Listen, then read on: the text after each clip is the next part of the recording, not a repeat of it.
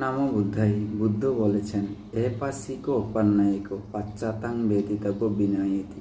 অর্থাৎ বুদ্ধ বলতেছেন, এসো দেখো এবং ভালো করে যাচাই বাছাই করে বিচার বিশ্লেষণ করে আমার ধর্মটা প্রতিপালন করো। যদি ভালো লাগে তাহলে অবশ্যই তুমি গ্রহণ করবে, আর যদি ভালো না লাগে তাহলে গ্রহণ করার কোনো প্রয়োজন নেই।